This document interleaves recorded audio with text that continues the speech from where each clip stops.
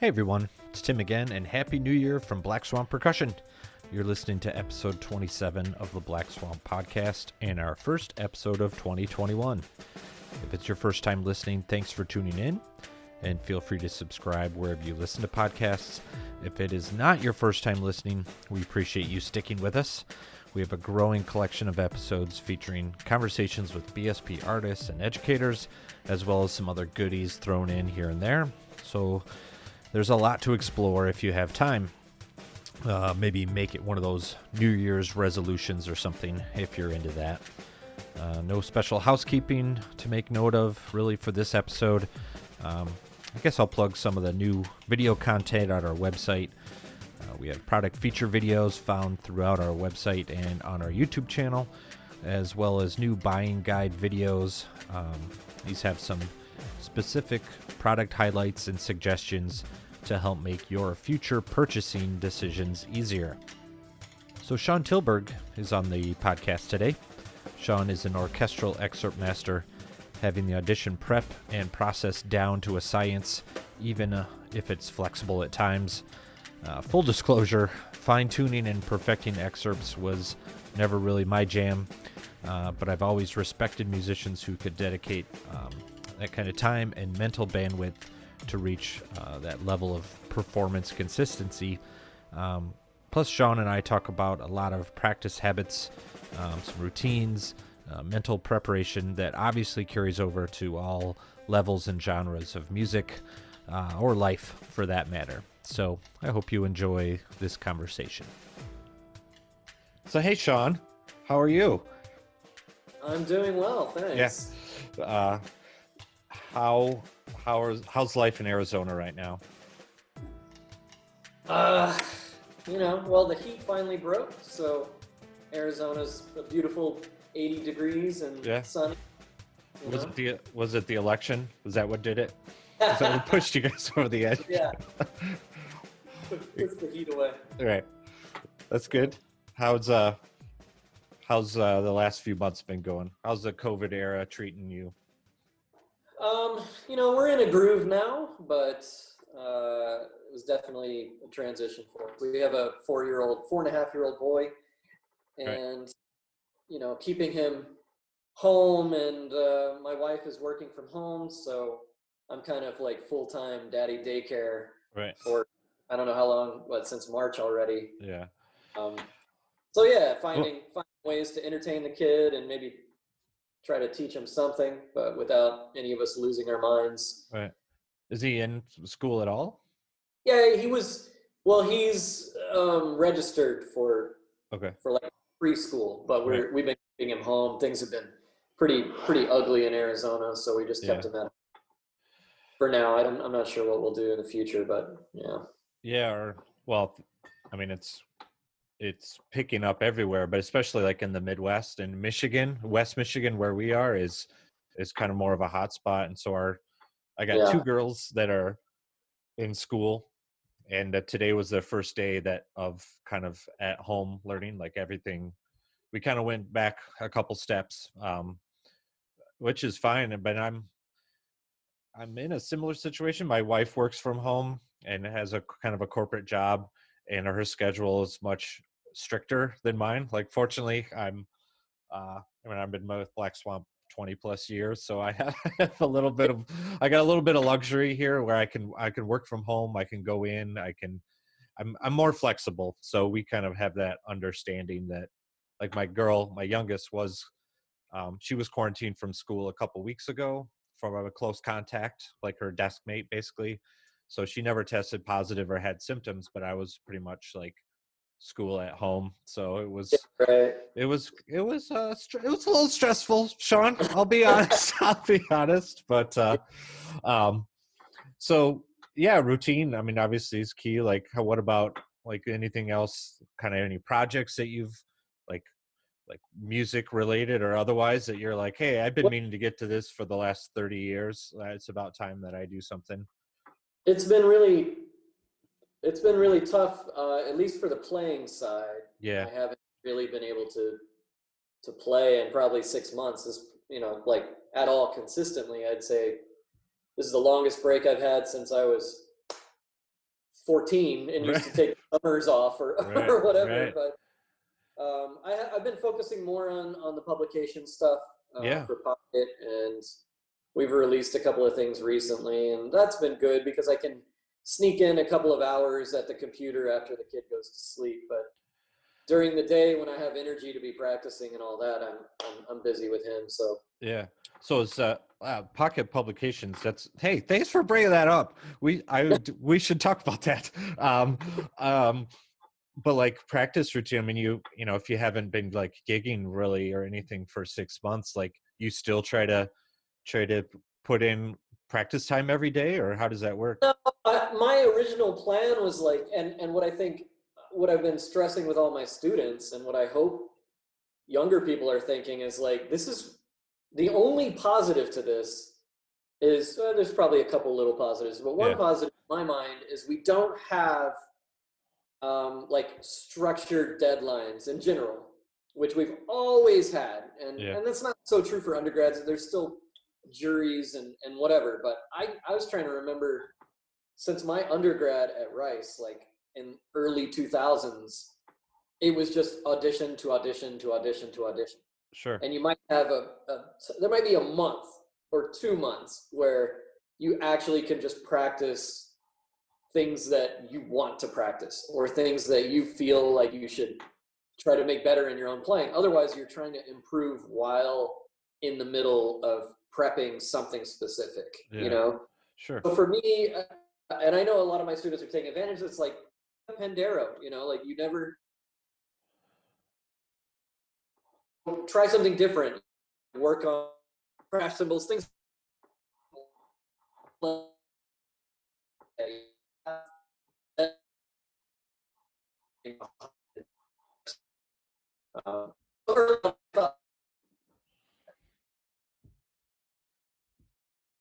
you know, work on my formal contemporary chops, and none of that has happened. But Right.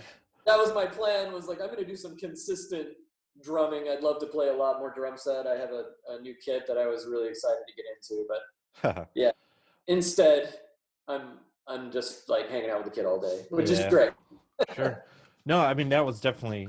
I think I probably mentioned it in past interviews. Like one of my silver linings when, I mean, basically Black Swamp, we had to stop working for 5 or 6 weeks plus in March.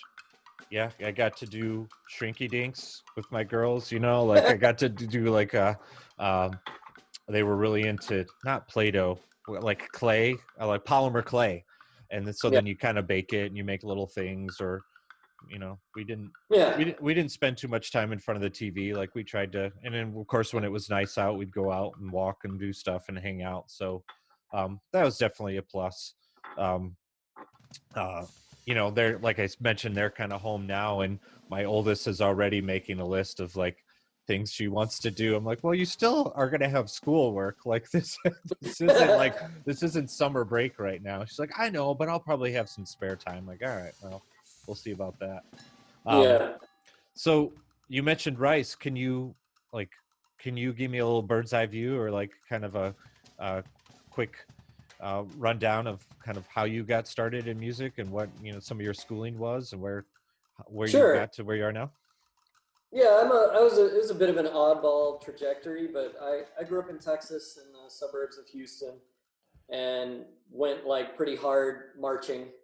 So I grew up Oh like in yeah. the marching tradition, and we were pretty serious, you know, like a good sort of BOA, big, large program, 300 kids and 30 percussionist drummers. Right. So that was a lot of fun, but we also did a lot of all state and region band, UIL kind of stuff. And I always really enjoyed playing. And as I was all set to be graduating, I thought that I was not really going to go into music. I was more interested in, I had a couple things, but like computers and math, and like briefly I thought I might be a pilot for the Air Force, and then I found Yeah. out I'm like way too short and that will never happen. And No, that's funny. I was actually just talking to Jamel today, and we've mentioned it before. Jamel at the shop, like he totally wanted to be, I don't know, either Air Force or Navy pilot, like when he was a kid. That's funny. yeah, And then yeah, there was something that excluded him. I think his vision or it's something else. incredibly specific. Like we Yeah. went in and I actually went to a recruiter with my mom Oh, wow. And Yeah. like, yeah, grades are great. Like, I think you could, it's just like, but I got to be honest with you. Right. He's like, he's like, you can't be too short, you can't be too tall. And it's like a 4-inch window because all Oh, these wow. are, Yeah. it's perfectly made and they're hundreds of millions of dollars and nothing can be adjusted really. So you had to have perfect eyesight, you had to have a weight balance, and you had to be within like a 4 or 5 inch window. Right. Or Yeah. Tom Cruise or something. Or... Yeah, or the movies, like whatever. I'm not sure. I don't know if he fits the height, the There's restriction. no way. Right. I Okay. think it was Sorry. like 5 to 6'1" or something like that. So I interrupted. Go ahead. Yeah, anyway, so towards the end of college, I was kind of aimless and I had some like personal stuff going on and my grades started slipping and whatever. And one of my band directors reached out to me one day because I was actually skipping a lot of class and was just hanging out in the band hall playing drums because it made me forget about stuff and made me feel happy. Right. And came in, John Morrison, who's like one of the head superintendent in Texas now, and he was super cool, and he reached out to Richard Brown at Rice, just like hit him out of the blue, found his phone number or something, and it was already past audition time, and kind of gave him a rundown, like, this kid's been in state and area and whatever. And Richard Brown was nice enough to allow me to show up at Rice one afternoon, like a month or two beyond the deadline, and I auditioned for him, and he was into some of it, and took a chance and pushed me through. So suddenly I ended up going to Rice for undergrad and trying to make the shift, very drastically into concert music. Like right. it's very heavy orchestral. That's all they do, and at a very high level. So that was great. And then master's, I ended up at University of Houston, and I studied with Brian Del Señor, principal of the Houston Symphony. Right. Yeah, that was awesome. That was kind of my first like glimpse into the Alan Abel school of teaching and playing and auditioning and all that. And while I was at U of H, I remember they had before I got there, they won the call for tapes for PASIC, and we were going there in my first year. So I was part of the ensemble that got to like go do the performance. And when I got there, I knew that Ted Atkatz was doing some class. It was like his first class as principal of Chicago Symphony, Right. or maybe his second, I'm not exactly sure, but it was kind of a big deal, and it was going to be in the big room, and everyone was like, oh, who's this young guy that's principal? So I had heard good things, and I wanted to check it out, and I watched him do this class, and I was pretty much blown away. I was like, I think that's exactly what I need next. And yeah, cool. So I kind of set my sights on DePaul, and I went to DePaul and studied with him for a certificate. Okay. So that was like my postmaster's. It gets more complicated. Okay. So then I went there. Yeah. And with Ted, I started doing really well. I mean, I made finals for Marine Band and New World a couple of times, but I wasn't having much luck for like the big orchestral things. I was a little bit away from making semis in Houston, but I hadn't made a good cut for an orchestra, which is what I really wanted to play. Sure. Was orchestral. But with Ted, that turned around really quickly, and I started making a lot of cuts. And then my second year at DePaul, I made finals for Chicago, finals for Indianapolis, finals for Kansas City, finals for Malaysia, and finals for Hong Kong. And I won Malaysia and Hong Kong. Yeah. And I took the Hong Kong job, and I moved out to be principal of Hong Kong in 2007. Okay. Yeah, I didn't realize that. Yeah. That's how long were you there? 2007 to 2011. Okay. And I could have stayed much longer. It's a fantastic orchestra. It's a great gig. Yeah. Some days I regret it because they're very, very stable. There's a lot of government support. Sure. Right now they have Jaap van Zweden is the music director, who's also music director of the New York Phil. And they do like Wagner cycles and Mahler cycles. It's a big boy orchestra. Yeah, right. Recording and all those good things. But I met my wife there, and just through a lot of talking, and she's Japanese, and through like a lot of soul searching, we decided we didn't want to live there forever. And knowing how hard it is to get a job at all in the orchestral world, it's like, if I'm going to have a chance and we wanted to be in the States or Europe. We were kind of thinking which way to go. Right. We needed to do it sooner rather than later. I was already like 30 at the time, 31. So we just made the call, and I walked away from the gig and Wow. left on good terms and everything. I loved everyone there, and like my brother and sister-in-law still play there. My wife's sister and her husband, and we just moved back to the States. So the end of the education story is right. I contacted Shi Wu and explained everything because I loved Chicago. I still had connections to Jim Ross, even though Ted had now left. I thought maybe I could get in and be subbing with CSO again. And sure. I still have some connections to Chicago and love the city. And Northwestern, obviously, great school and great to have on your resume. And I talked to her about starting a DMA. And, you know, we both agreed my priorities would be trying to win another job and going performance, but I would do the work for the DMA in the meantime. And so we moved back, and I started up at Northwestern. Oh, okay. Yeah. So you lived in Chicago for a while then, or Chicago for DePaul? I was there for 2 years. Then went to Hong Kong for 4. Came back to Chicago for 1 year. Right. And as it all worked out, you know, I wasn't able to balance all the gigs I was trying to do and the auditions and actually get acceptable grades doing a DMA at Northwestern. It wasn't going to happen. So I talked it over, and I decided to leave. And you know, it was on good terms, and you know, she was actually very supportive because it had just gotten too hard for me to. It's like I was missing like 10 weeks. My second, they do trimesters, right? So it was like a third of the year I was missing out of 16 weeks or something, and the professors are, you know, they're like, could might rub them the wrong way. Is your wife a musician also? No, I mean she grew up with music. Both of her sisters studied a lot, and her youngest sister is like lead second violin for Hong Kong Phil. Okay. She grew up playing a little, like some piano for a while, but she's like in corporate. Yeah, she's doing real person stuff. So. Real life. Yeah. So she was comfortable kind of moving wherever, doing whatever she was, or not. She's pretty awesome that way. Yeah. And she's been very, very flexible, and so she's moved around. She's moved around a lot, and she's kind of a traveler. She's fine. Yeah, that's good. So kind of the main reason one of the reasons I wanted to talk to you today was about your like heavy audition experience and kind of knowing this intense preparation process that you've developed. But before we jump into that, I am glad you mentioned Pocket Publications, because that is something we should mention. Like, how did that, if for people that don't know, that's obviously a percussion publication company that you started and operate. Can you talk a little bit about how that kind of developed, or what your concept was for that? I mean, I never sat down and was like, I'm going to start a publication company. And like, that sounds exciting.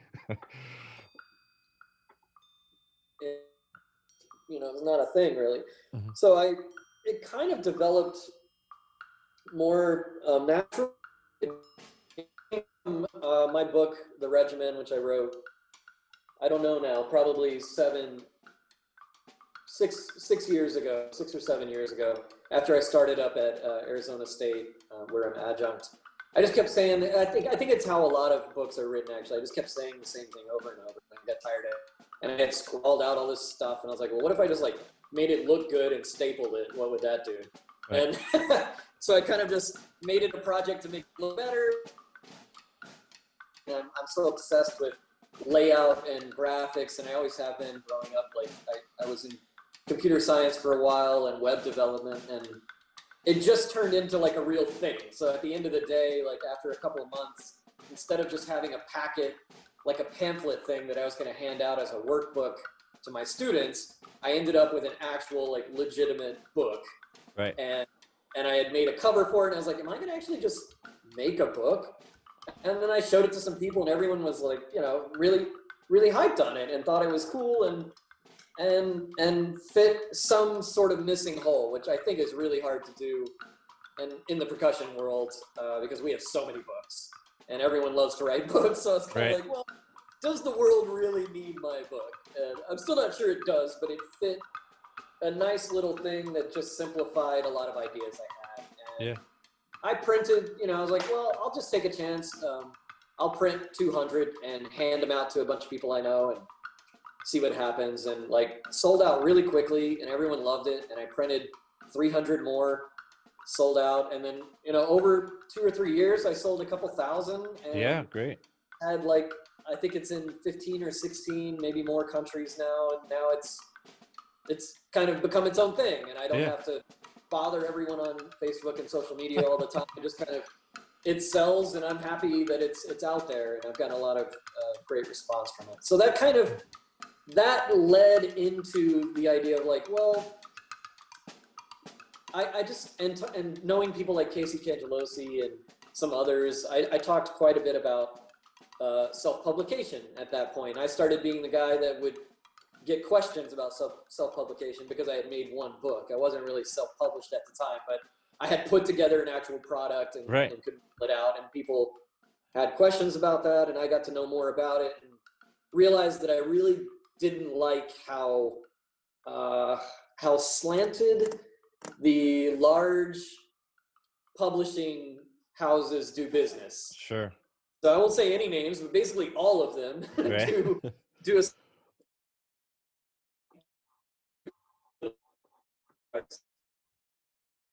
I find that most of them are very outdated. So they're still just sort of printing your thing on the back of their book, or they're putting it in a booth. Yeah. It's like kids are all over the internet these days. There's a whole bunch of different ways, and it's not mainly that. Which is why you see more and more self-published people. Josh Jones, Koshinsky, Trevino, like everyone is just not dealing with it because you're looking at a publisher taking 90%, and you're going to spend dozens to hundreds of hours on the creation of that product, Right. So it just didn't sit all that well with me, and I knew a number of people that had some projects they'd been knocking around, and so I started really small. I knew Ted Atkatz really well. He had a couple of great pieces. John Bassessi's another good friend of mine from the Marine Band, big ragtime guy. I knew he had some arrangements he was kicking around, and I was like, I think I could handle expanding my website or redoing it. I know how to do that. Yeah. I can print more things. It just costs money, but like I came up with some business models that work, and it started from there. And now I think we're at 22 publications, and that's only because I'm actually really careful. Like I'm really selective. I do get hit up to publish more things lately, and I'm intentionally small. I don't like the big, just like not exactly sure what publications I'm carrying. That's never been what I was trying to do. So sure. No, I think that's being selective. I think gives you a little bit of prestige, maybe, or like notoriety. Yeah. Yeah.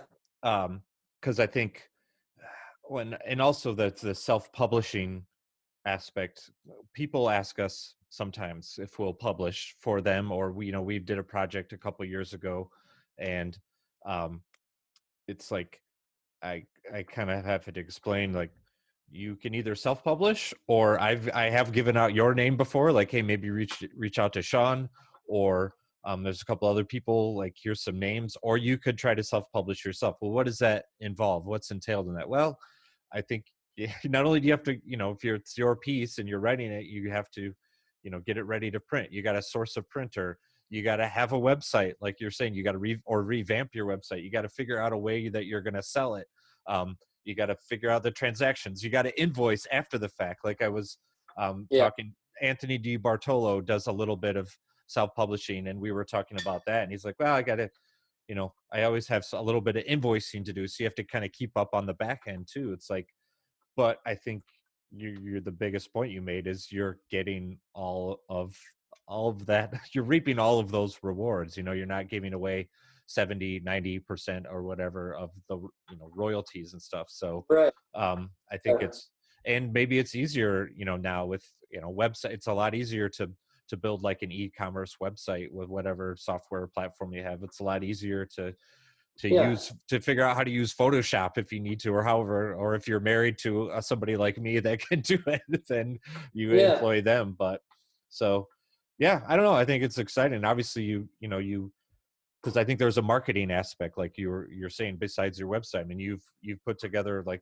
cool, like sick videos of you performing pieces and doing stuff like that. Like, is that part of your kind of marketing plan also, your like business model? Like, was that something you Yeah, thought that of in was part of advance? it. Was like I told anyone that wanted me to carry a piece, I said, all right, we have to have a fairly professional level video, Sure. because that's the only way to market your piece when no one knows what the piece is either enough people are playing live somewhere, that would be great, and I think that helps. And also, the first thing any younger person is going to do is get on YouTube or Google and Right. put the name of the piece in your last name and try to find a video. Yeah. Yeah. Right. If nothing exists, they Right. don't see it and they don't know. Yeah. Yeah, You back know, in my day, I had to go to Schuler Books or Barnes yeah, and Noble and try to find a recording in the limited like yeah, sort of orchestral section that they had. yeah. But I was able to find some good recordings back in the day. But so yeah, yeah, YouTube is. I mean, Nathan, who handles social media for us, and I we're talking about like just our YouTube channel and what a resource it can be. Because sometimes when we talk to kids, we're like, how do you research uh, tambourines that you want to buy or snare drums you want to buy? And they're like, we hit up YouTube and we try to find videos and see, you know, see what they Yeah. sound like, see what they sound like, if that makes sense. Yeah, and that's a So hard thing. It puts a lot of pressure on the setup that you're using. I yeah, mean, for sure. you guys, it makes a lot of sense, but you have a lot of people trying to record their pieces, and it might be as simple as like they're in a bad room. It's like not appealing looking, or Sure. the sound's not that great. It's like people are gonna pass. Yeah, There's yeah, that bright colored thing next to it, so yeah, it's a whole different mentality that's happening sure. now. Well, no, I think it's cool. You put together like a uh quality pieces limited, I think is a Yeah. good idea. And then obviously like strong kind of presence online, quality videos. So good job, Shaun. Way to It's go. hard, no, it's hard, man. It's Yeah, like you want to be that.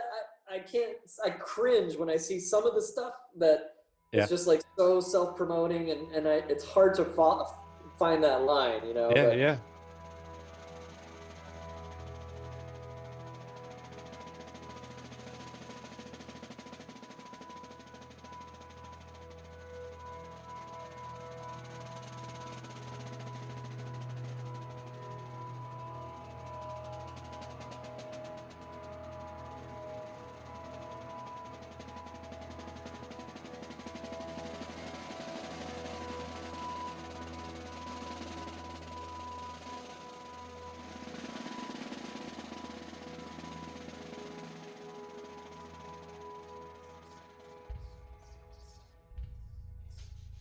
Let's talk about audition prep, of which I know absolutely nothing about. I've other than undergrad, grad school, and then like some, university orchestra or band auditions. I've never taken a professional audition in my life. So I thought I was excited and also very nervous to talk. Just the thought of it started to like kind of uh, make me sweat and stress out a little bit. Um, stomach a little. uh, so yeah, if do you mind just kind of opening up about your kind of audition prep? I know you sent me some materials in advance, which was all pretty intense and cool. Just the fact that not only is there kind of maybe a time that you have to prepare for an audition, possibly like 8 to 10 weeks, but there's like you kind of break that up into specific cycles, like rehearsal schedules or rehearsal cycles. Um, you got different recording processes, play along type stuff. Yeah, You're talking about like doing mock auditions even for family members, or whatever you can do to kind of help prepare. And then also what I thought was really cool, like kind of addressing like the physical and kind of mental, um, I don't know if it's a toll that kind of that stamina that you need, both physical and mental. So there's just a lot addressed in kind of this materials that I know you presented at TAPS recently, TAPS seminar or academy, I think. So I just thought it'd be cool to kind of have you just kind of talk about and lay some of that out. So Yeah, I mean it's a huge topic, but basically, I've taken, I think I'm around 35 auditions at this point, and I had a 4-year break where I was in Hong Kong, and I came back. And while I won Phoenix, I was very happy and excited to have my gig right, and start working. But at the same time, it just seemed like every year there was one big principal jobs open, national in LA and San Francisco and Dallas and Atlanta. So these big, top 10 sort of orchestras were having these openings that only come up every 30 years. yeah, So I kind of was like, I'd really love to not continue auditioning because I've already, it's like at that point I'm 31 when I moved back and I just want a gig. And it's like, let's settle down and have a house and just like be happy where we are for a while. yeah, sure, But just knowing how those things come up and knowing, my priority has always been, I would love to be in an orchestra that has a really strong endowment and a little bit more protection against something like COVID, yeah, right, and maybe records or does some small amount of touring. And if that could be a top 5 orchestra where you're talking about European touring and Asian touring, that'd be amazing. right, But there's sort of a huge disparity between the top 10 orchestras and then like below that. And so that's kind of always was in the back of my mind. So a lot of this actually I started developing for myself. I always kind of describe myself as the most organized, unorganized person I know. right, Because yeah, it's like my first tendency is like, yeah, let's just go play some snare drum. And I'll look up 6 hours later and like, oh my God, yeah, I have to go back to real life. I've done nothing. yeah, So managing a book, like a book of 80 excerpts and some solos over a 2-month period and a bunch of it you've never seen before. It's like you can't be too organized. yeah, The more organized, the more better. So yeah, I put together this thing, and this was kind of like Ted just mentioned, like, man, you should just talk about auditioning, because I think my run right now is 10 or 11 finals in a row. Like I've become the guy that just doesn't I'm not winning everything. I wish the case was that I right, won everything, but I'm always there.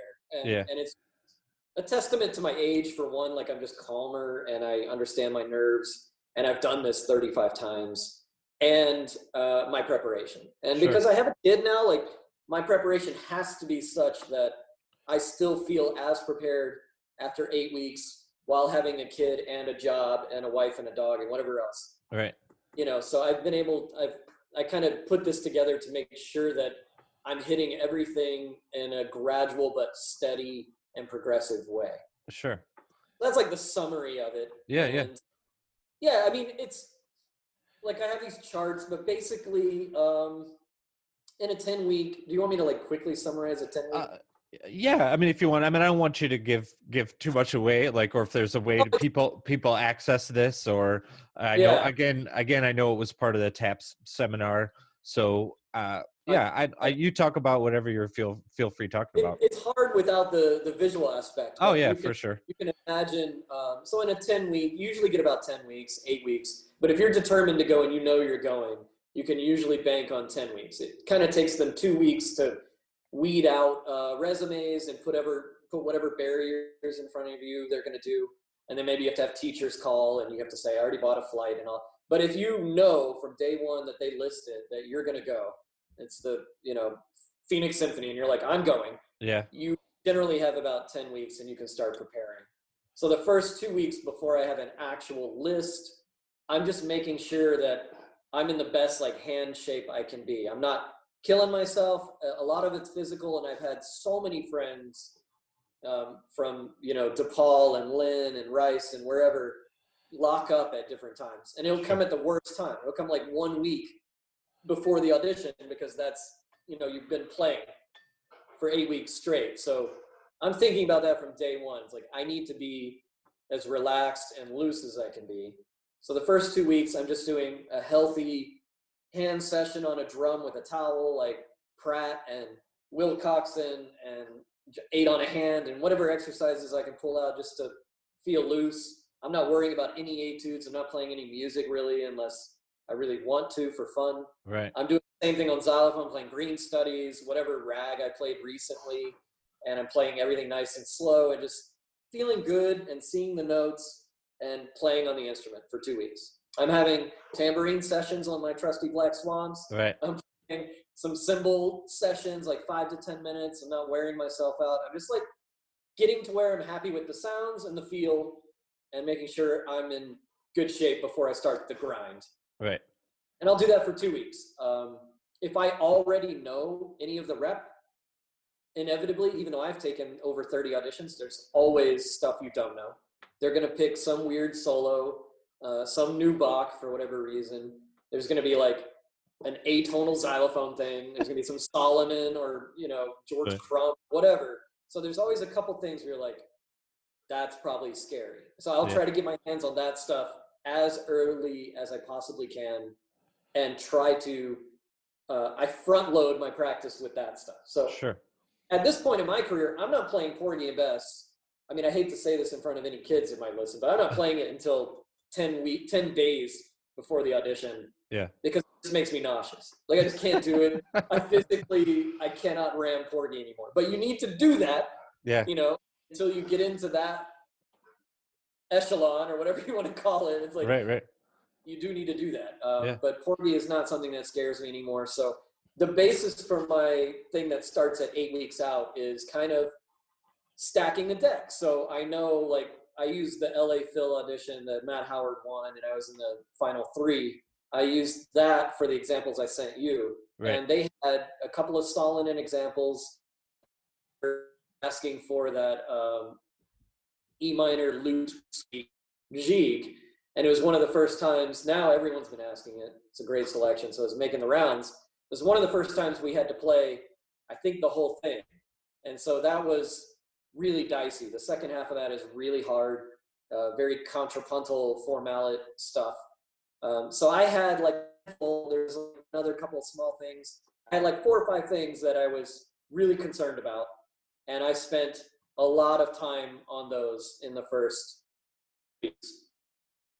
So my schedule would be more like, every day I had a heavy session on those 4 or 5 things. First thing in the morning, I would like at least 50% of any audition these days. Because if you think about the committee, it's going to be a lot of non-percussionists. Yeah. And the woodwinds and the strings especially, they latch onto and they'll make heavy opinions based almost entirely on the Bach. Yeah. They can't understand Delacluse at all. They don't care. Right. This has been confirmed to me by many of my friends. It's like inside sources, yeah. Yeah, they're like, we had 9, I don't know what that is, and I couldn't read it. Right. So they look at the percussion is kind of like nodding. They're like, I guess that was good. Right. So you're with those types, which are the majority of the committee, which is a hard thing to teach kids, but it's like, we're not trying to please all the drummers. They only are 2 or 3 of them, maybe. And then you've got a committee minimum usually of 7, maybe 9. Like Chicago's 9. So you've got 4 out of the 7 are not drummers. Right. They're listening for other things like phrasing and musicality, and so the Bach becomes incredibly important. And so in my 8-week process, I've got like 2 weeks where I'm really hitting that stuff heavy, and then starting, and I'm not doing Porgy, I'm not doing the standards really. I'm taking 2 weeks, as hard as it is, because we're all scared of exotic birds or whatever. It's like, I have learned that before. I know I'm going to be okay. So the first 2 weeks, I'm going to just buckle down, try to get those pulled up somewhere near the level of like a Kolas or Scheherazade or whatever it is I've already played dozens of times. Then starting like week 3, basically 3, 4, 5, and 6, 3 or 4 weeks, I'm now doing the list. Like I take the whole list and divide it by 3. And I kind of try to make a balanced list. So if I have exotic birds, which could be 13 pages of notes on one day, I'm not also going to have like Lenos or something that has another 4 or 5 pages of xylophoning. So I'm going to try to balance out and I have snare drum and I have Glock. Now I'm working in a little bit of tambourine and cymbals, and I have a 3-day cycle. So Monday will be a third of the list, Tuesday's another third, Wednesday. Then Thursday, I'm back to the list I did on Monday. I see. So then Thursday, Friday, Saturday. So in 1 week, I have hit the list, the entire list, at least twice. And I've had enough time. So I'm still doing as long as I need on each excerpt. And I've just found that that still keeps me within a 6 to 8 hour day. Oh, wow. Yeah. And I'm able to take, I don't feel rushed. I don't set a timer or anything. It's like I'm on xylophone. Today I have exotic birds and I have kolas and I have polka and whatever. I'm going to do exotic birds as slowly as I need with the metronome. I have play along tracks, whatever I need. Right. I'm going to record, listen back, fix it. When I feel like I've gotten enough work done, I go to the next thing. And generally having it split in 3, I have enough time for that. Yeah. So kind of the overarching approach to my list thing and my scheduling is like in the beginning, I'm spending larger chunks of time on each specific thing, but I'm not seeing the list as quickly. Yeah. So I'm not doing the list every day. I think that you waste a lot of time. It's so much rep usually. Yeah. So I'm splitting it all the way in thirds, which can be scary, especially for younger players. But I find it gives you more time to digest it. You come back to it just 2 days later. You're not losing that much, and you're able to play it again. And and again, if I'm doing like the Solomon and the lute suite, that stays every day. Okay. So things that are still concerning me, and if Exotic Birds falls into that, or Porgy, which I just hated on, if you're like a person that's scared of Porgy, keep it there every other day. Keep it there every day. It's like very personal. But things that I know I'm not overly concerned about are going to fall into this 3-day cycle.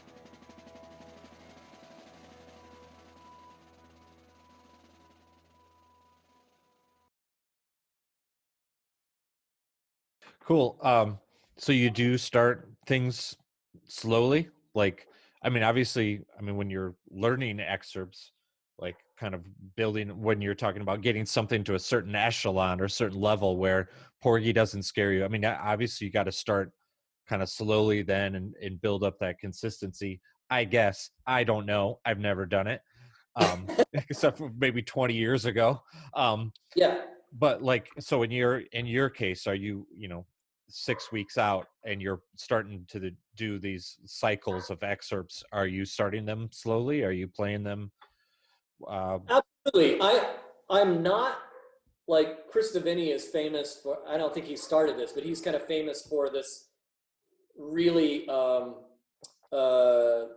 really like strict tempo buildup. Sure. It'll be like 1 beat a day, 3 reps, and he has like a system for that. I'm not that intense about that part of it, but I don't deal with like playing things up to tempo until way later. Mm-hmm. So I'm generally down tempo a decent amount for many weeks. And it's kind of a give or take, because I talk about this a lot with my students, but certain stickings and things you're doing are going to feel drastically different at the tempo you actually need to be at. Yeah, sure. So if I'm only practicing the Bach like half tempo or 3/4 tempo, then I get to tempo and I'm like, oh, this quadruple right hand lateral. It's like, oh yeah, that was dumb.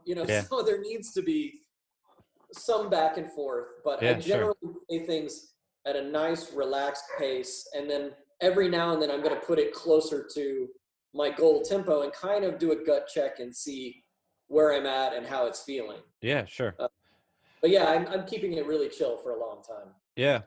So what about other warm-ups? I know you mentioned the first couple weeks you're pretty much just getting your hands ready. Are you still incorporating kind of like scales or extra the regimen? I never give up warming up. Yeah. Like I shouldn't say never. Towards the very end, I'll do cold runs because you never know what's going to happen. Yeah, and sure. All of us on the circuit have like thought that you were playing at 5, and then you show up at 4 thinking you have a full hour, and they're like, can you unpack? You need to be on stage. And you're like, I'm in Washington, D.C. in December. Yeah. It's snowing, and like that stuff happens a lot. So that's a mental thing and feeling bad. But generally, you want to feel good and you want to have your muscles warmed up and everything. So Yeah. I'm not doing the first 2 weeks is like full day, whatever I want, just drumming and feeling good about myself and my hands. When I start week 3, 4, 5, 6, I still have, I don't put it in the schedule anymore because I just know. But every morning, I'm going to do an easy, 20 to 30 minute hand thing. I like to just sit on a stool with a easy single stroke, paradiddles and whatever. Then I generally start with Bach and just like ease my way into the day. Sure. And then I get to keyboards when I first start xylophone. I'll do another 20-minute, like a green or arpeggio. I'll just noodle around and just get my hands feeling pretty good before I'm like playing Appalachian Springs for 20 minutes. Yeah, right. So yeah, I continue to do a shorter, truncated warm-up throughout the process. Yeah. Another question, as you're kind of explaining a lot of this to me and knowing how many auditions you've been on, do these ever overlap, like auditions overlap, or you would never kind of double book yourself like that? I mean, they do, unfortunately, and it becomes a little more difficult, but yeah. Basically that happened. It's only happened to me once. I've had it happen to a couple students because it's been a little busier before COVID. The last couple of years were a little busier and there was some overlapping. But I remember Kansas City and Indianapolis were within 7 to 10 days of each other. Oh, okay. And basically I just decided, I made a combined book and I decided to have, and I marked which ones were, I think Kansas City was first. I don't remember, but I marked which ones were Kansas City. So they were like super red as like alpha priority. But, right. But basically I just treated it as a 7-week prep for Indianapolis. And I tried to have the entire book ready on the day that Kansas City was happening, knowing then that I would have a day or two to decompress and then another full week to round things out for Indianapolis. And it was a little difficult, but depending on the lists, you know, a lot of overlap, but a lot of it's different. Yeah. And I think, well, what's could potentially be interesting is so, I mean, I don't know how, if these aren't overlapping, sorry, I'm going to say something right now. I'm going to get it out. Okay. So, just bear with me. So potentially, auditions might overlap, or you kind of have things spaced in between. I assume maybe a couple a year or something. That this cycle, this 8 to 10 week cycle, kind of starts over. So it's like, okay, you had 2 weeks to just like chill and play and be happy and feel good about yourself, and then it kind of starts kind of ramping up. And then that was another question. You have maybe a couple days to decompress. You go sit out at the pool or whatever, like after an audition, and kind of chill and reflect. And then it's like, okay, I'm going to do the whole process over again. And I'm not going to jump right back into whatever excerpt. I'm going to take a couple weeks and just start playing and do it all over again. I know. Yeah. I think it's a kind of cool concept and idea that it's just not like my grandma used to say, it's not gangbusters, every time you go into the practice room. I mean, you'll lose your mind. Yeah, sure. I've had plenty of friends go, and I've gone dark. We all go dark because there's only one winner. Yeah. And you put so much of your life into it. When you do 8 to 10 weeks, you're talking about 8 hours a day, and you're talking about $1,000 or more investment to fly and stay, and then you're taking outside lessons with whoever, and like it's a huge investment, and it all puts pressure on yourself. Yeah. And then you get into the moment, and all you've done is build this thing up, which I've gotten better about because I'm older and I'm more jaded and I don't care. and like it's join nice the to club. have a kid. Yeah. It's like, and I've had some success. So those things, which I think are invaluable, and that's what I tell my younger guys. It's like, you're gonna go through some dark times. It's okay, like just do it. Live with it if you need to take 3 weeks and not touch a drum and binge watch some stuff on Netflix. Right. At the end of it, you got into this because you love drumming and you want to play for a living and you like orchestral music. You'll come out of it. So it's all much more flexible than it sounds when you really like say it the way we're saying it. But generally, in a perfect world, I've already taken a couple weeks off, or I'm in my gig, which I'm not practicing really. I'm reading I'm sight reading all day because I'm reading movie scores and whatever for my actual job. So I'm not doing 4 hours of playing just for fun. I just can't do it. Yeah. So this whole thing happens when I've been kind of away from it for a little bit longer. Yeah, sure. Yeah. So your comments about going dark or kind of pulling yourself out of whatever funk there might be after an audition, is that part of the sort of physical and um, mental health aspect of your philosophy with this? Like, how is there something you can touch on there? I'm a weird personality for this whole thing because I'm pretty pessimistic, and although a lot of orchestral music, for whatever reason, is quite a bit of pessimistic people, and I'm also highly competitive from growing up in the marching thing. But there's only one winner, so a lot of times you are the loser, or you're really close, and it feels even worse. But the people that I've seen do the best are really in it for the best reasons, and I'm closer to that these days. And in my mind, the best reasons are, as cheesy as it sounds, it's like self-betterment. It's like you trying to become a better artist and a better player. Sure. And it's hard to see that track through auditioning, but if you can focus somehow, because you always feel like it's win or lose, but it's not. Like if you're making cuts, you're in the top 5% already. If you're making finals, you're in the top 1%, like of anyone. And if you can focus on I was one vote away this time, or I know I did this one thing. It's like, you've got something you can, and that doesn't, if you have one thing you did, the committee knows as well, and you got cut for that. So it's kind of like generally.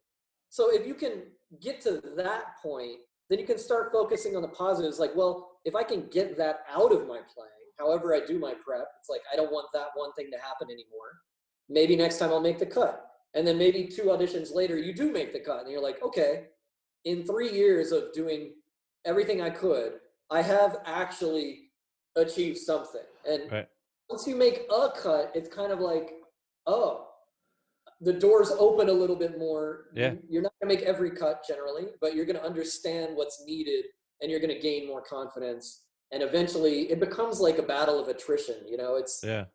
And the people I see that fail at it, it's generally, if they have the tools and they have the teachers and they have the right motivation and they practice a lot, it takes a lot of time and a lot of persistence. And if you get too shaken up on it every time, you're going to burn out. You're going to be done. Yeah, I think the word confidence is probably big thing. It's huge. Yeah, shoot, I had another point. I totally forgot what it was. It's all right. That happens all the time. Talk about getting older. No, I think it just the sort of the confidence and the repetitiveness. Oh, success. That's a point that I was thinking. Like you say there can only be one winner. So that could all be somebody's like ultimate definition of success. But really what I hear you saying is kind of the progress that somebody might be making or getting confidence. Like you have all these little feelings of success along the way that keep you motivated or keep you like inspired to keep moving. It's not, I mean, of course you want to get the gig, but it's learning more about yourself or pushing yourself or becoming a better musician, like kind of basically defining what success is or redefining it, I guess, along the way. So I think that's I'm glad I thought of that point, and after I think it's pretty and that's interesting. What a lot of those, like the inner game of tennis and these like self. Oh yeah, sure. That's basically what it's saying is like all you're doing, and it's so hard. It's so easy to read and write it. It's really hard to live it and believe it, because we all want to go like, well, I failed. Yeah. That's immediate reaction. So it did take me personally a long time to kind of get away from that and start realizing like, okay, I'm doing positive things, and this will work out if I keep doing the work. Right. So outside of the kind of developing the plan, kind of an organized audition prep plan, there's some other elements of that that I wanted to ask you about. One was like recording yourself, and knowing that you studied with Brian Del Signore, and several years ago at PASIC he did a recording, like Audacity kind of clinic. Is that Mhm. something that was part of your conversations years ago, or is this sort of commonplace now? I You're like, think that's. I think honestly, I think that's a bit newer for him. yeah, Not that at this point, but right, when I was studying with him, it was new for all of us. We didn't really have it that easy because we're talking hmm, about 2003. right, right, Things have changed so drastically. right. But we already had, digital handheld Yeah, recorders. I guess that's kind of where I was getting at too, like kind of recording yourself and playing back and I mean, analyzing it and stuff like now that. it's incredibly easy, and I don't accept from anyone the first thing I'm like, I can immediately tell, and if you're going to lie to me, you're in trouble. Because I'll be like, "Have you recorded this?" And that should be a red flag to anyone. Yeah, Because the answer is no. Like I can right. tell. Otherwise, you would not have done 80% of what you did. Yeah, And it's just become an invaluable resource. I remember the person that really changed my mind on it or didn't change my mind, but really drove it home how important and how much more I should be leaning on it was Mike Warner. He was okay, principal in Seattle, and he was in the Metropolitan Opera, and just a phenomenal player all across the board. And he's one of these guys, when you see it, it looks so easy. So when I was a kid and I first saw him play at Music Academy, he played some snare drum, and I'm widely known as like a snare drum guy. And he sure. came out and played some snare drum, and I was just like, what? This is ridiculous. Like, Yeah, how? I don't even understand. And I immediately went to talk to him in the break and was like, Mike, how do you do that? What do I do to get better? There's another level I didn't know about, and I want to be there. right. And I was expecting him to give me one of those like, yeah, man, like really good drum set dudes, just like, yeah, you just gotta play, man. You just gotta listen. You just gotta listen to these Yeah, guys and yeah, do it a yeah, lot. right. But instead, he gave me like so many things. He's like, do this for this long and do this every day, do this, record this, go back, listen to it this way, record it again, go back, slow it down. And I was like, oh, you're crazy. Like Yeah, you're so OCD that you have made yourself into this, which is awesome. Like that gives me so much more hope. yeah, It's like there's a way to lay this out and like progress and do it not academically, but it's not like he was just born and he was 17 coming out of oh, high I see. school and that snare drummer. It's like Yeah, he did a thing, and a right. lot of it was recording and using waveforms and using the visual information that we were now so readily getting, from Yeah, things like Audacity, and there's plenty of GarageBand, whatever. You can actually see it, and it's graphical. Like you yeah, yeah. cannot argue with what you're seeing. It's like, Right. I don't think I did that. It's like Yeah. it's right there. Yeah. You did it. It's Yeah. yeah. That was part of, I think, Brian's point at the PASIC clinic a couple years ago. Like you could almost measure out like your sixteenths or your, dotted eighths or whatever, and like graphically see and then be able to line up, the time, like a metronome met to that, and see how it all kind of works out.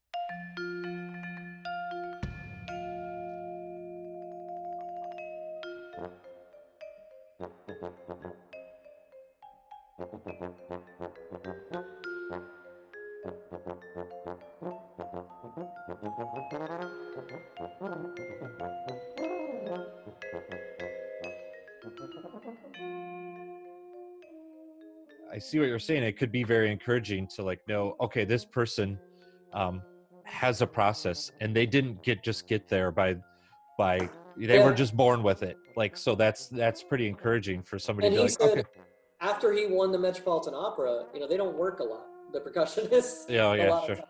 So yeah, in the break or in the off, they have this like sneaky door they can get out of the pit very easily, and they leave all the time, and then they have cues, so they'll time out. It's like, okay, I played the overture, now I have 98 minutes yeah, until I need it again, and they're back in this room. They have internet, they have TV, they have a bed, they have a refrigerator. I don't know how much you're supposed to know about this. They have a yeah, refrigerator, but like instead, he was just, maybe he would watch some news or whatever, and he was chopping out. He was playing soft snare. This is a guy who had a $200,000 a year gig, was set for life if he wanted to be there forever. Like, he's not going anywhere, but he was still working at it and chipping away. And it was like an hour here, hour there, every day, every other day.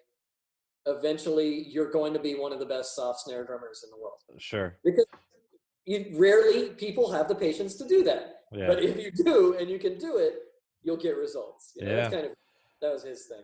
Yeah, it's cool. So recording, analyzing, using Audacity, click tracks. I saw another thing, jam tracks, like in the material that you sent me.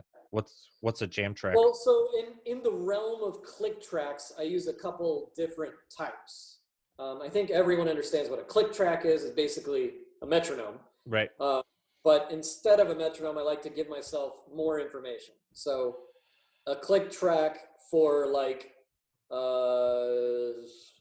La Mer on the Glock, which has all of this like really fluid rhythmic stuff, and it's going dun dun da da da. So you're going da da da da da da da da da da da. There's a lot of like triplet into 16th divisions. Mm-hmm. So if I'm left to my own devices and I just turn a metronome on,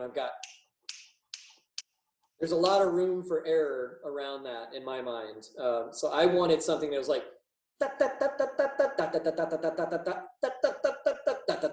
so it's shifting for me beat by beat depending on what types of rhythms I'm playing. So that's in my mind is more of a click track rather than a metronome. Yeah. And then so that's very useful. Very rarely do kids go to that trouble, but they should. Right. They just turn the big beat on and then they're confused when I'm like, your time is highly questionable. Yeah. Up with the metronomes, like, yeah, I get that, but it feels like garbage. So there's small time and there's big time, and that helps with that. And then the play alongs. So this has become more and more popular. I've been doing it a while. Eric Shin, and there's a lot of us on the circuit that like just got really tired of getting a lot of the same comments on something like Delacluse 9. So we made play along tracks, which will have more like a, you know, let's say Delacluse 9 is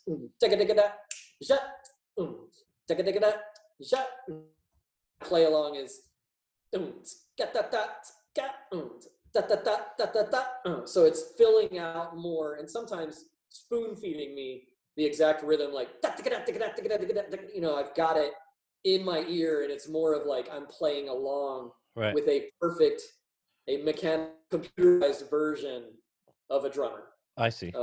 And I play along with that. And then there's also like jam tracks, as you mentioned, and that might be, that works really well for some of the vibraphone rep, like West Side Story, which like in the finals in St. Louis, Will James did a really cool thing where he made a reduced version. We had to play drum set, by the way. He made a reduced version of all the orchestra parts into just vibes. So he played vibes all through Cool. You start at the beginning of Cool. So drum set's going, and he's like, and then he played all the vibe licks, brass licks, he was playing chords, and you were trying to play together. So he was understanding your ensemble playing as a drum set player. Oh, I see. Yeah. I use that same mentality when I want to practice the vibe lick, which is like the main lick, right? But they were auditioning drum set. So now I lay down the whole track on drum set with the metronome, obviously. So that when I play, and this is the simplest solution, but anyone I've ever seen do this, they play it drastically differently. They'll listen to it one time in their ears with an actual swing pattern and some hits, and they'll play that vibraphone lick completely differently. Sure. And it's like, all you've ever done is used a metronome. So it's a really simple solution for that. And I do that on a couple of them. The John Williams, like Escapades, those fit really well with a swing pattern. Anything I want to be really groovy, I find what the groove is. Even like Kiji on snare drum, you can pre-record or do it there's lots of online drum machines that you can program. Right. And they're graphic, it's just like beat 1, 2, 3, 4, it's like a square. And you can just plug it in and you can make a march, like boom, scat, boom, boom, and then you play snare drum along with it you'll play it differently than just Yeah. quarter a metronome. Yeah, I think it's super creative, and especially with the tools that are, like you're saying, I mean, you can It's just go so easy. online and build it, and Yeah. then make, I guess maybe it's a misconception, but they're, how kind of tedious and boring like practicing excerpts might be. um Yeah. Kind of get creative, and then, like you're saying, uh, like with the vibraphone and drum set part, like you'll play something totally different with, um just hearing a drum set part, or you'll play something different, like just feeling like there's another person playing with you. Like, Yeah, do you absolutely. ever practice or run through stuff with other people, like, or is like, do you I ever would like love to. I've never like put that burden on my colleagues. right. um Because the only problem with it, I think it's a brilliant idea, but we're so often playing a solo, mm, and so frequently our rep has nothing to do with their rep. It's the unfortunate truth, but they all play Brahms, Mahler, Mozart, Beethoven, and right. some newer stuff, and we play Messiaen, Shostakovich, Prokofiev, and it just isn't even the same rep that they know in and out for their Yeah, audition. sure. So Yeah. it's extremely like not beneficial then. But if you have a great friend who's willing to do it, Yeah. like you could Yeah. do the piccolo and flute thing with Yeah. Kiji, and that would be cool. And that actually is helpful for them. They do play that. That's an audition thing for them Yeah. sometimes.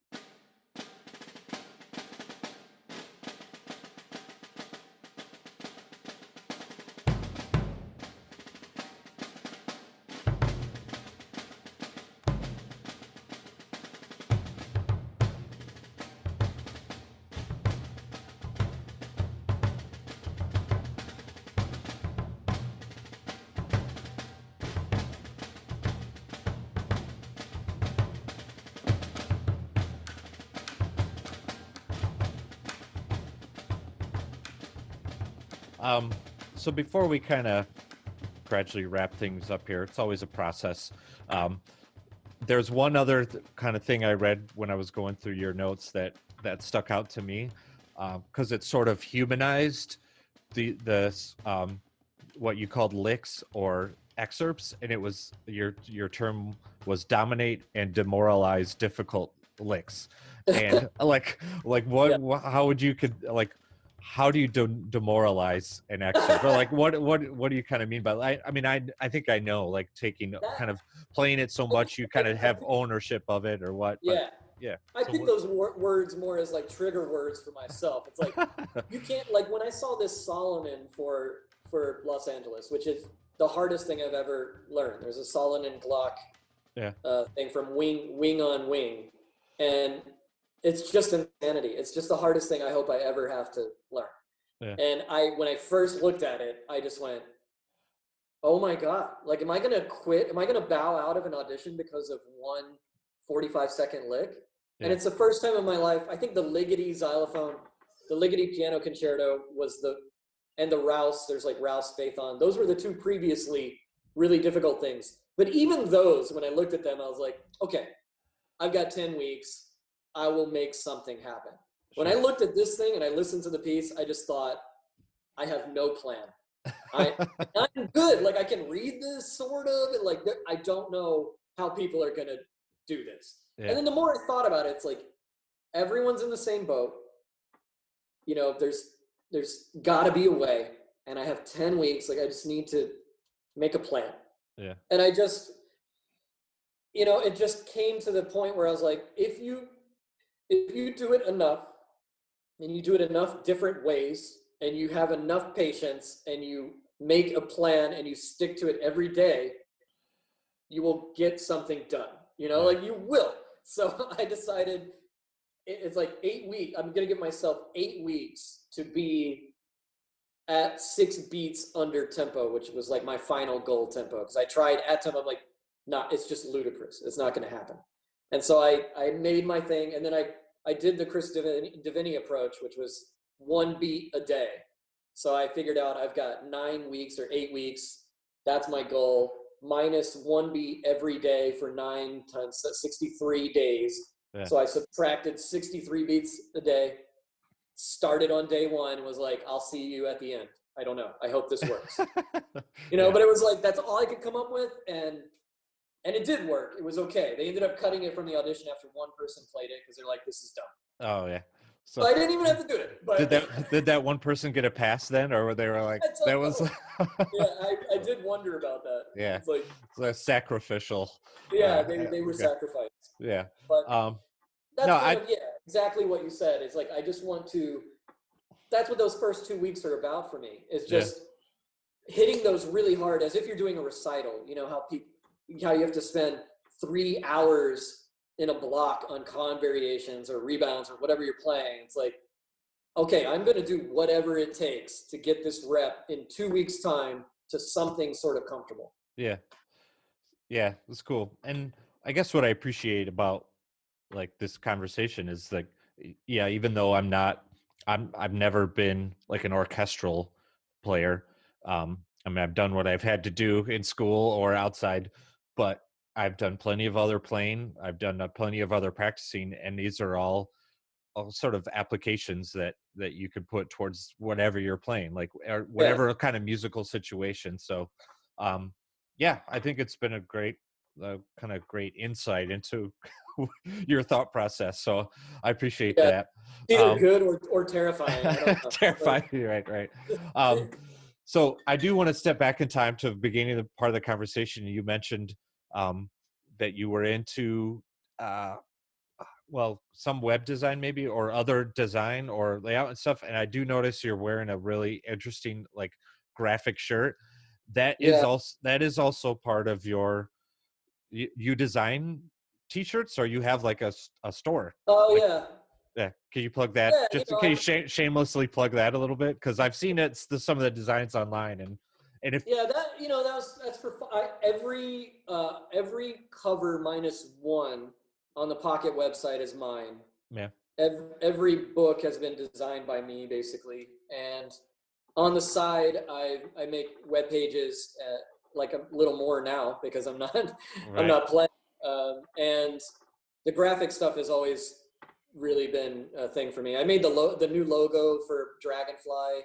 Oh, okay, cool. And yeah, so I've done some logo work for a couple of people in the industry and for Dragonfly, and I try to keep myself busy when I have time. So I've got like 25 t-shirt designs that just humor me, and they're on. Well, they humor me too. So congratulations. Yeah, good job. Yeah, they're generally funny and like block graphics. I like big, bold kind of graphics, and I probably make enough commission or payout per year to like buy a pizza and some beer. It sounds like the commission for our podcast, actually, the monetization for our podcast. But we'll have a pizza party one day, I think, coming up. Yeah, it's just it's a labor of love mostly. Yeah. And no, I think it's cool that it just reminded me when I saw you wearing it that I've told my wife is a graphic designer. Actually, Eric, the founder of Black Swamp, his brother's a graphic designer and designed the logo. Like there's a couple different versions or generations of our logo, so he's kind of designed all those, and the hand. And then my wife is also a graphic designer and has helped with some of our literature in the past, and then taught me enough to be dangerous in design or Photoshop or whatever. So I kind of do most of our ad work or our stuff now, but I've showed her your site and like t-shirt designs and stuff, and I'm like, I don't know, this dude's creative. Like he's like hardcore like orchestral musician, but then he has this really kind of super creative streak in it. So I think it's interesting. So congratulations. Yeah, try to mix it up, Scientists, distinguished guests, ladies and gentlemen, I am delighted to be here, and I'm particularly delighted to be here on this occasion. We meet in a city noted for progress, in a state noted for strength. For we meet in an hour of change and challenge, in a decade of hope and fear, in an age of both knowledge and ignorance.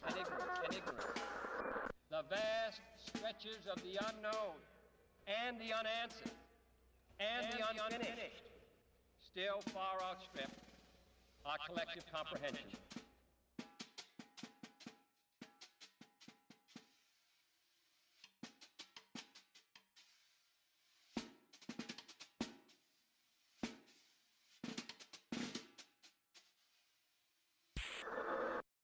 How can people find you? Like if they're searching for Shaun Tilburg, obviously website, Pocket Publications stuff. Yeah, all emails through pocketpublications.com go through me. And I'm also like listed on the ASU and Lynn Conservatory faculty pages, and I'm always happy to respond. Or Facebook, if people want to message me, I'm happy to respond to however I can. Yeah. I'm sorry, my wife was talking to me. I didn't know what she was saying. Yeah, so we search you out online, and we'll put all your information on the show notes for the podcast and stuff. And but otherwise, yeah, I appreciate the conversation. I think I say this every time I talk to somebody. I always learn something new and something interesting, and I appreciate you sharing. Side note, is there a way, like, do you have any of this information from your audition prep and stuff like that online, or to find that anywhere? Or is I don't currently. No, that's good. That's fine. Don't. Yeah, I don't. Is the short answer, but yeah, it's fine. If people run into me and want to buy me a beer, I'll explain everything I can. But I guess I encourage people to if they have any questions or anything, to reach out to you or not. So, but I appreciate the conversation, man, and all the support the last several years. You've been a great kind of support to Black Swamp, and we're happy to be partnering. So, thank you. Great. Thanks for having me. Yeah, cool. This has been a BSP production, recorded and produced out of the Black Swamp Percussion facilities in Zeeland, Michigan. Audio and production assistance by Nathan Coles. Intro and outro music by Adam Hopper. Music sprinkled throughout the episode featured solo and chamber works composed and mostly performed by Shaun Tilburg. This included his works The Martian Chronicles, An Hour of Change, Infantryman, and 4-Minute Psychosis, as well as Bring the Noise performed by the Moreau-Ventinen Duo.